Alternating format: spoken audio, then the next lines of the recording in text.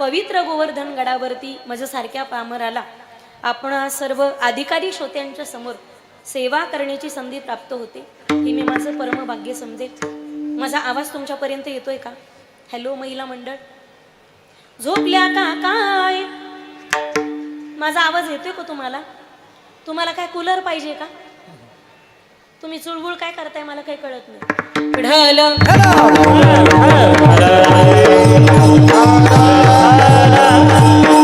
साधू संताचा एकही अभंग ओवी ही विनाकारण निर्माण झालेली नाही.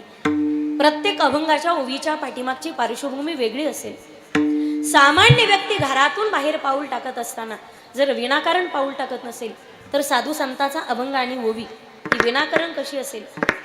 घरातून पाऊल उचलताना स्वार्थ घेऊन घराच्या बाहेर पडतो तो माणूस आहे. एखादा माणूस भेटू द्या, माणूस इथपर्यंत डोकं लावतो, हा माणूस मला आयुष्यात कोणत्या कामी उपयोगी पडेल.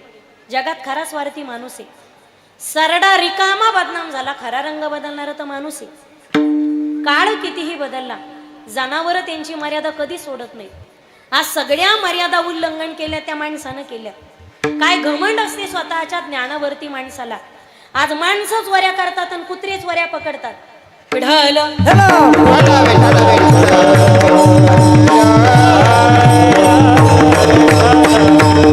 जगात देव चतुर आहे आणि माणसं चॅप्टर आहे. माणसं चतुर नाही, मरणाचे चॅप्टर.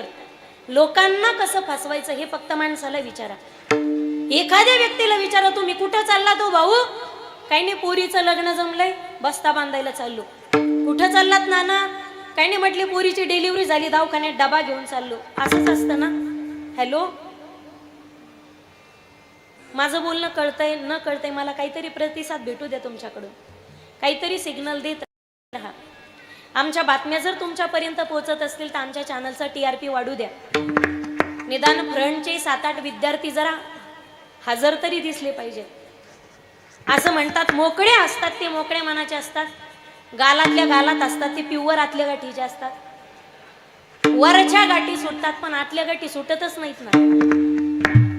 Smile please. आऊ जरा दात दाखवा की. पिढल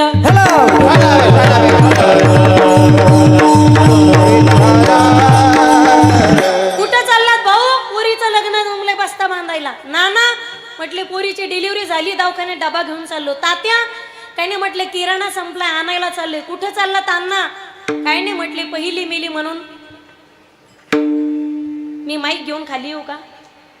पहिली मेली म्हणून. आता पहिली मेली तर दुसरी करायचीच असते का? निदान कीर्तनात आल्यावर तरी चांगले विचार करी जरा. कीर्तनात आल्यावर तरी मला कधी कधी प्रश्न पडतो, कीर्तनात आले त्यांचे विचार एवढे सॉलिड आहेत, जे घरी बसले त्यांचे किती डेंजर असतील. आता एकच भेटाना भाऊ, गावागावात सर्वे करा तुम्ही. प्रत्येक गावामध्ये 25च्या पुढचे 35च्या आतले टेम्पूचा फालकं लावून दाबून टेम्पो नवरदेव सापडतील. प्रत्येक ठिकाणी प्रश्नच आहे का तुमच्याकडे पोरगी? तरी अजून पोरांनी फिल्डिंग लावून ठेवलेली. मामाची, चुलत मामाची, मावस मामाची, गुरु मामाची, मानलेल्या मामाची. आणि तो स्टॉक खतम झाला म्हणजे जाणार कुठे? एक मुलगा म्हणे, ताई 2-3 वर्ष झालं रो वैतागलो, एखादी पोरगी तरी आणा शोधून लग्नासाठी. म्हणलं भाऊ आम्ही त्या भानगडीत पडतच नाही. म्हटलं पण दादा तुझं वय किती? तो म्हणे 42. म्हणलं राहिले 8 वर्ष, कशाला बट्टा लावून घेतोस? राहिलेत किती भल्या माणसं याचा विचार करा ना. पूर्वीच्या काळामध्ये लोक गावागावांमध्ये देवांना जनावरं सोडायचे, म्हणजे अजूनही जनावरच सोडतात. पण अजून 10 वर्षांनी बिकट परिस्थिती आहे. आमचे थोरले चिरंजीव मसुबाला दान करण्यात येत आहेत. भाविकांनी महाप्रसादाचा. साधू झोपडीत घुसत आहे, सारे भगवेच भगवे. अगर लड़की आना होगी दुनिया परेशान, गलिया सुनसान, तन्हा इंसान, न जानो ना जान, हर तरफ जय हनुमान. सारे मारुतीच मारुती पाहायला भेटतील. आता एकीलाच फेर अँड लवली पावडर पुरवता नाकी दम आलाय. वाट्यावर माणसं बसलेली असं तिच्या तोंडाचा पट्टा सुटाव. कोणाच्या? झोपले का काय? तिला तुम्ही किती म्हणा, जगदंबा तुझ्या पाय पडतो माझी माय, लोक जाऊ दे, मग तुला काय काम धरून 4 भिंतीच्यात खसकायचे ना तर खसकेव. ती म्हणती माण सासू नाही तर कोण सासू? मी बोलणार म्हणजे लहानपणी म्हणायचे बा बेंडकीला दगड मारू नका बायको. आता कधी कधी काय वैतागल्यावर तुम्हाला असं वाटत असेल हिमालय तपश्चर्या करायला निघून जावं की काय. कधी कधी तुम्हाला असं वाटत असेल लहानपणी नेम धरून, मी बेंडकीचं सांगायले बरं का, लहानपणी नेम धरून बेंडकीचं तोंड पाहून दगड आणला असतं तर बरं झालं असतं. कारण ज्याची बायको मुकी तो सर्वात आमचे महाराज सोडून तुम्ही म्हणायचं पिढल.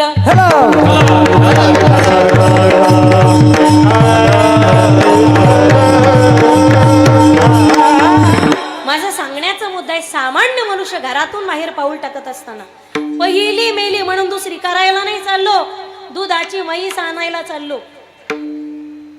सोच बदलो भाई, देश बदलेगा.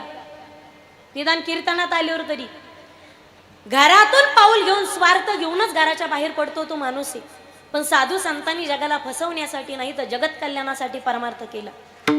जगाला फसवता फसवता एक दिवस जो स्वतःही फसतो तो माणूस आहे. काय झालं, एकदा इलेक्शनचा काळ होता, एक पुढारी प्रत्येक गावात जायचा आणि भाषण ठोकायचा. हे पा माझ्या कीर्तनातल्या कोणत्याही मुद्द्याचा आणि शब्दाचा संबंध कोणाशी लावू नका बरं का, मला मुक्तपणे बोलू द्या. कीर्तन रेडीमेड कपड्याचं दुकान, इथं कुणाचंच माप घेऊन कपडे शिवल्या जात. पण तयार झालेला शर्ट कोणाला ना कोणाला तरी फिट बसल्याशिवाय राहत. आमचा जवळजवळ नाही, लांब लांब पर्यंत कुणाच्या भावनांना हात घालायचा माझा माणूस नाही. मी काय बोलते याची मी पूर्ण जबाबदारी घेते, पण तुम्ही काय ऐकताय याची जबाबदारी मी स्वीकारत नाही. पिढल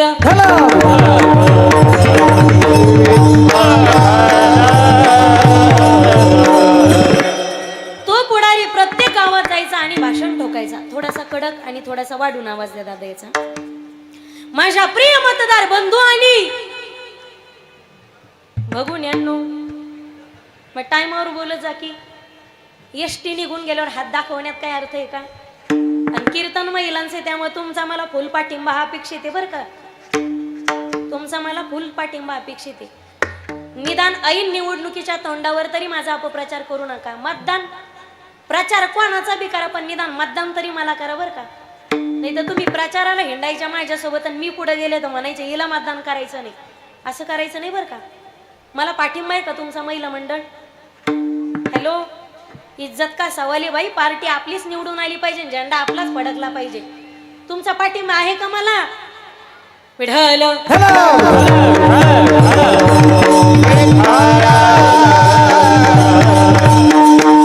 तो पुढारी प्रत्येक गावात जायचा आणि भाषण ठोकायचा. एकदा संधी द्या, गावचा विकास करून टाकील. एका गावात गेला एक तरुण म्हणे, साहेब आमच्या गावात लाईटच येत नाही. म्हटले काळजी करू नका, आपल्याला निवडून आणा. म्हणजे मला नाही असं तो म्हटला.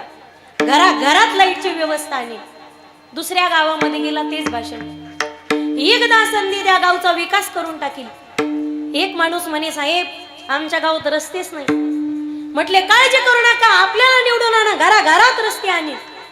तिसऱ्या गावात गेला, एकदा संधी द्या, विकास करून टाकील. एक बाई म्हणे, साहेब आमच्या गावात पाणीच येत नाही. म्हटले काळजी करू नका, आपल्याला निवडून आणा, घरात पाण्याची व्यवस्था आणि. चौथ्या गावात गेला, एकदा संधी द्या, विकास करून टाकील. एक तरुण म्हणे, साहेब आमच्या गावात स्मशानभूमीच नाही. म्हटले काळजी करू नका, आपल्याला निवडून आणा, घरात स्मशानभूमी उभारी. तुका म्हणे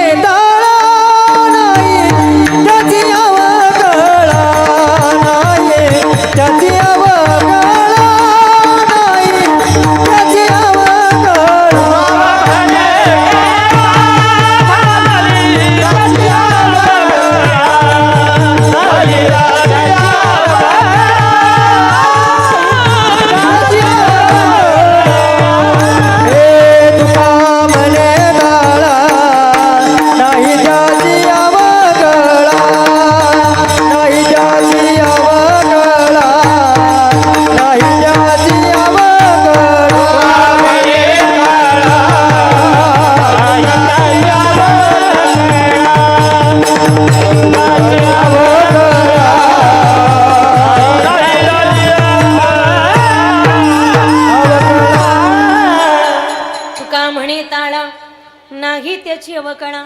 ज्याच्या जीवनात ताळा आहे त्याच्या जीवनात अवकळा नाही. पण तुका म्हणे ताळा नाही अलीकडे आणा, त्याच्या जीवनात अवकळा. ताळेबंद जमावा, adjustment is a best policy. गैरसोय ही सोय ज्याला कळालं तोच जीवनामध्ये सक्सेस आहे. माझी विनंती असेल इथे बसलेल्या प्रत्येक पुरुष मंडळीला आणि स्त्री वर्गाला, पुरुष मंडळीला विनंती असेल, तुमची बहीण मोठी झाली म्हणून तुमची पोरगी मोठी झाली म्हणून तुम्ही तुमच्या बहिणीला कधी अंतर देऊ नका. आणि विनंती सगळ्या माता भगिनींना, केवळ 10-5 लाखासाठी आपल्या रक्ताचा भाऊ कधी तोडू नका. तुमच्याकडे रक्षाबंधन भाऊबीजा साजऱ्या होतात की नाही मला माहिती नाही, पण बाबा आमच्याकडच्या तर केव्हाच गेल्या. हायवेची समृद्धी नात्यातली समृद्धी घेऊन गेली. एक तर स्वार्थ तरी चालतो, नाही तर मग नातं तरी टिकतं. विठ्ठल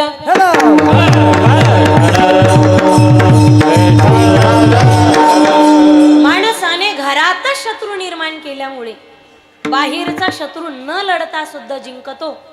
म्हणून एक वाक्य काळजात उतरून घ्या, जोडता आलं नाही तर जोडू नका, पण नवीन नाते कधीच तोडू नका. विठ्ठल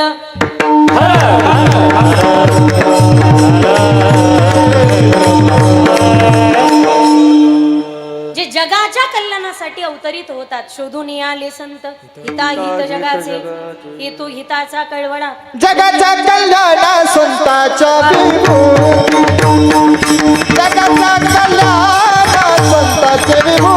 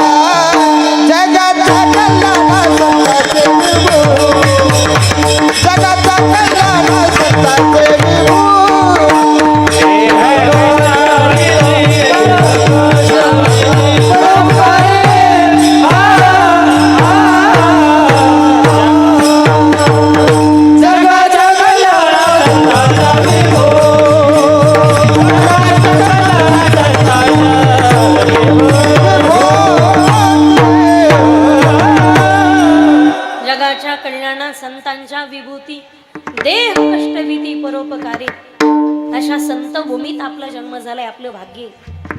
भारताचे पहिले पंतप्रधान Pandit Jawaharlalji Nehru Discovery of the India नावाच्या ग्रंथात उल्लेख करतात, जगात झाले नाही तेवढे संत भारत देशामध्ये जन्मास आले, भारतात नाही तेवढे संत महाराष्ट्राच्या मातीत जन्मास आले. पण हयातीत असताना महाराष्ट्रातल्या लोकांना संतांची किंमत कळाली नाही, हे फार मोठं दुर्दैव आहे. असताना संतांची किंमत कळाली असती तर ज्ञानोबारायांच्या जोडीमध्ये शिखल दगड घातलेच नसते. असताना संतांची किंमत कळाली असती तर सद्गुरू भगवान बाबांना नारायणगडावरून पदच्युत होण्याचे निर्णय कधी लोकांनी सायस केलेच नसते. असताना संतांची किंमत कळाली असती तर सद्गुरू भगवान बाबाच्या वैराग्यावरती समाजाने कधी आक्षेप घेतलाच नसता. पण नारायणगड सोडल्यानंतर गडावरचं मोठं पिंपळाचं झाड सुद्धा उन्मळून खाली पडतं, ही त्यांच्या साधनेची उंची होती. बाबांनी गड सोडल्यानंतर तुळशीचं वृंदावन सुद्धा उन्मळून पडत होतं, ही बाबांच्या साधनेची उंची होती.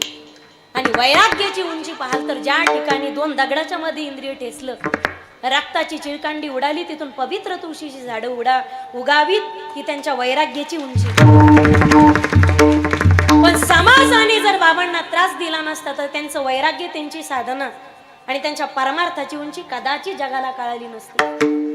एक वाक्य काळजात उतरून घ्या माझ्या दादांनो, लोखंडाची कुणीही परीक्षा घेत नाही, पण सोन्याची परीक्षा घेतल्याशिवाय समाज त्याला स्वीकारत नाही. लोखंडाला परीक्षा देण्याचा अधिकार नाही, सोन्याला परीक्षा देण्याचा अधिकार आहे. सोन्याची परीक्षा करत असताना कोणताही सोनार त्याची मुखी घेऊन परीक्षा करत नाही, त्याला तासून पाहिलं जातं, त्याला ठोकून पाहिलं जातं, त्याला कापून पाहिलं जातं. तापवल्यानंतर तापून जे कमी होतं ना ते लोखंड आहे. लोखंडाला तापवतो मी, लोखंडाच्या थिलग्या उडतात. बोलताना विकू नको याला.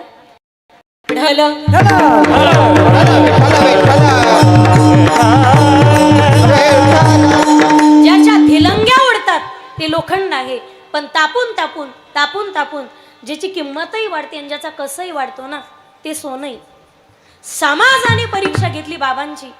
पाटलाच्या वाड्यामध्ये ज्या ठिकाणी बैठकीत चाळ बांधून नाचगाणं व्हायचं, त्या ठिकाणचा चाळ बंद झाला आणि त्या ठिकाणी टाळ वाजू लागला. ही बाबांच्या साधनेची उंची. लावणी श्रुती टाळ घोष सेवू ब्रह्मरस आवडीने. बाबांचं कीर्तन चालू झालं बैठकीत आणि खेड्यापाड्यातला समाज एकत्रित होऊ लागला. पाटलांनी सांगितलं, बाबा आज आपल्याला गडावर जायचंय. कोणत्या गडावर? धौम्य गडावर, ज्या ठिकाणी धौम्य ऋषीची समाधी आहे. ज्यावेळी धौम्य गडावर गेले बाबा, मला वाटतं या गडावरही दगडंगोटेच होते अगोदर. या गडावरही येताना आम्ही पाहिलं डोंगर कोरून अगदी रस्ता बनवला. केवढे मोठे कष्ट लागले असतील. आणि या गडावरती 2 एकर जमीन ज्या दात्यानं या गोवर्धन गडासाठी आणि मंदिरासाठी दान केली, पण अख्ख्या पत्रिकेत मी चेक केलं, कुठे छोटंसं बोर्डभर सुद्धा नावाचा उल्लेख नाही. आणि हेच खरं दातृत्व आहे गड्या. आज कीर्तनात बसलेले आमचे खडे भाऊ, भाऊंचं नाव विसरले मी, हरिदास शेठजी ताठे. खरोखर काका तुम्हाला धन्यवाद द्यावे तेवढे थोडे आहेत बरं का. या ठिकाणी मला कीर्तनासाठी आमंत्रित केलं म्हणून मी तुमचं नाव घेणार नाही. आमचे कीर्तन घेणारे हजारो आहेत. म्हणजे ही आमची साधना आहे, तर ज्ञानोबा तुकोबारायांची आमच्यावर असलेली कृपा आहे. तुम्ही कीर्तनासाठी मला बोलवलं यासाठी मी तुमचं नाव घेणार नाही. पण शास्त्र सांगते, दाता तोची एक जाना जो नारायणा स्मरवी. एवढ्या मोठ्या मंदिरासाठी आणि या गडासारखी लाखोच्या संख्येने या ठिकाणी गडावर समाज जमतोय. या भक्त समुदायासाठी तुम्ही तुमची जमीन दान केली. आज पिढ्यानपिढ्या या घराण्याचं नेहमी नाव असणारे चंद्र सूर्य असेपर्यंत. त्याचप्रमाणे ज्यांनी गडाच्या बांधकामासाठी वीट दान केली असे दुसरे बाबूरावजी भाऊ ताठे, बाबूरावजी भाऊ ताठे यांच्यासाठी सुद्धा जोरदार टाळी वाजवा. पण दुसरे ताठे भाऊ नेमके बसलेत कुठं? बाबूराव भाऊ ताठे आलेत का? नाही का? इतरही अनेक दाती असतील, मला त्यांचा नामोल्लेख आणि ठाऊकही नाही. नाही तर बाकीचे म्हणतील त्यांचंच कसं काय नाव घेतलं, मग आम्ही गेलो तुम्हाला ढासपूस करायचे नाही. तर आता त्यांचं माहिती होतं म्हणून घेतलं. इतरही अनेक दाते असतील. बाबा पहिल्यांदा धौम्य गडावर गेले त्यावेळी फक्त दगड आणि गोटे होते. छोटीशी पर्णकुटी बनवली आणि त्यातच सद्गुरू भगवान बाबांचे ध्यान धारणा आणि चिंतन चालू झालं. ज्यावेळी बाबा स्नान करायचे एका दगडावरती बसून, आल्यावर ज्यावेळी पत्र्याचं शेड बनवलेलं होतं, आल्यानंतर माता माऊल्या म्हणे आमचे बाबा फार साधे, त्यांना काहीच लागत नाही राहण्यासाठी. आमचे बाबा म्हणजे एकदम साधे.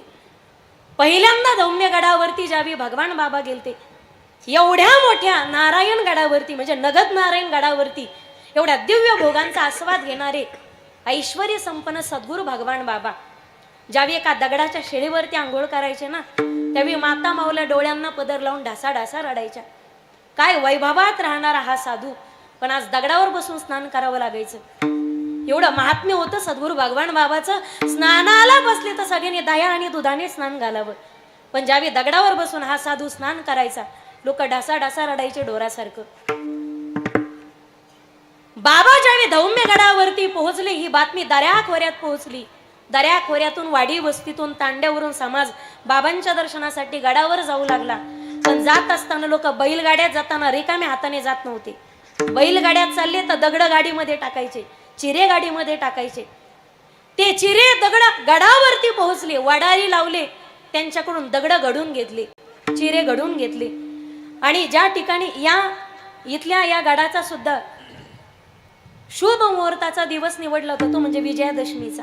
बाबांनी सुद्धा भगवान गडाचा आरंभ केला. पायाभरणीसाठी आणि भूमिपूजनासाठी जो मुहूर्त निवडला होता, तो सुद्धा रावण मेल्यानंतरचा विजयादशमीचा. काम चालू झालं, कोणताच आर्किटेक्ट लावला नव्हता, कोणताच इंजिनियर लावला नव्हता, पण आखीव रेखीव काम चालू झालं. आणि केवळ 12 वर्षामध्ये धौम्य ऋषीच्या गडावरती भगवान गड उभा राहिला. आई साहेब रुक्मिणी आणि विठ्ठल या दोन्हीची मूर्तीची प्राणप्रतिष्ठा करण्यासाठी बाबांनी त्या काळी तेव्हाचे असणारे मुख्यमंत्री त्या काळीचे यशवंतरावजी चव्हाण यांना आमंत्रित केलं. आणि ज्यावेळी साहेब गडावरती गजर झाले, लाखोच्या संख्येने समाज बाबांच्या चरणावरती लोटांगण घालत होता.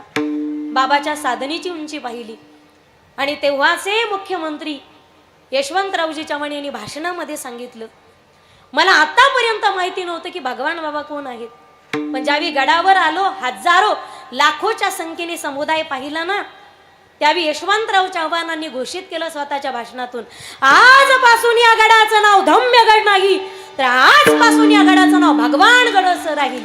सर्वांनी जय जयकार केला. सद्गुरु भगवान बाबा की जय. बाबांच्या गडाचं नामांतरण केलं, धम्य गडाचं नाव झालं भगवानगड. ते भारताचे मुख्यमंत्री माजी यशवंतरावजी चव्हाण, आणि बाबांचं नाव सुद्धा भगवान नव्हतं, तर ते आबाजी असं होतं. पण ज्यावेळी बाबांनी सद्गुरु माणिक बाबांच्या सानिध्यात असताना एक दिवस विचारलं, बाबा मलाही तुमच्यासारखं महाराज व्हायचंय, सांगा ना बाबा, महाराज होण्यासाठी काय करावं लागतं. सद्गुरूंनी सांगितलं, आबा महाराज होणं ही काय सोपी गोष्ट नाही, हे जावे त्याच्या वंशात तेव्हाकडे. लोकांना फार वाटतं महाराज लोकांची फार मोठी आयुष्य असते, फार मोठी गाडी असते बसायला. येण्याच्या अगोदर लोक विचारतात, तुम्ही भाकरी खाणार का चपाती खाणार, कोणती भाजी करायची, स्वीट पदार्थ कोणता ठेवायचा. पण हे सगळे सायास असतात ते फक्त ज्ञानदेव तुकाराम होईपर्यंत. एकदा पुंडलिक वरती झालं, महाराज गाडीत बसला, मग तो त्याच्या घरी गेला का देवाच्या घरी गेला का धडकला का मेला, कोणी विचारत नाही. बाबा महाराज होणं हे फार अवघड आहे, तू या महाराज होण्याच्या भानगडीत पडू नकोस. पण हट्ट धरला. सद्गुरु माणिक बाबांना वाटलं का काय छोटस लेकरू, याला काय सांगितलं तर काय ऐकणार आहे काही. सद्गुरु माणिक बाबांनी सांगितलं, महाराज व्हायचं असेल तर मंदिराच्या शिखरावरून खाली उडी टाकावी लागते. पाहता काय शब्द कानावरती पडले आणि सद्गुरूंचे वाक्य येते. आबाजी मंदिराच्या शिखरावर उभे राहिले आणि डोळ्याची पापणी लावायच्या आत शिखरावरूनच खाली उडी टाकून दिली. पण ज्याप्रमाणे उंच कड्यावरून कडेलोट केली प्रल्हादजीला भागवत कथेमध्ये, तर प्रल्हादजी खाली एखाद्या अलगद कापसाच्या बोळ्यासारखे पडले. सद्गुरूंची निष्ठा एवढी होती अंतःकरणामध्ये. भगवान बाबांनी बालपणी शिखरावरून उडी टाकली तरी सुद्धा केसाला धक्का लागला नाही. सद्गुरूंचा हात जर मस्तकावरती असेल, देव राखे तया मारील कोण, न मोडे काटा हिंडता वन. माझे शब्द ज्यावेळी बाहेर पडले ते ओंजळी जल्ल्यासारखे झरले, अंतःकरण भरून आलं. प्रेमाचा वात्सल्याचा पाना फुटला सद्गुरूंना. माणिक बाबांनी दोन्ही हात समोर केले आणि अलगद मिठी मारली, कडकडून मिठी मारली, अंतःकरणाशी धरलं. नेत्रातून प्रेमाच्या अश्रुधारा वाहू लागल्या आणि सर्वांना बोलून घोषित केलं की ऐका श्रोते मंडळी हो, आजपासून आबाचं नाव आबाजी नाही, तर हा साक्षात परमेश्वराचा अवतार आहे, हा भगवंताचा अवतार आहे. आजपासून आबाचं नाव आबाजी नाही, तर आजपासून आबाजींचं नाव भगवान असं होईल. सद्गुरु भगवान बाबा की जय.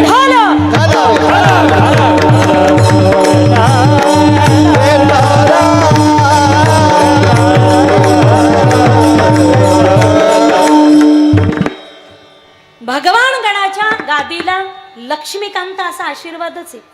नाथांच्या नंतर वारकरी संप्रदायामध्ये जर श्रीमंती कोणाला लाभलेली असेल तर ती ऐश्वर्य संपन्न वैराग्याचे महामेरू सद्गुरू भगवान बाबांना.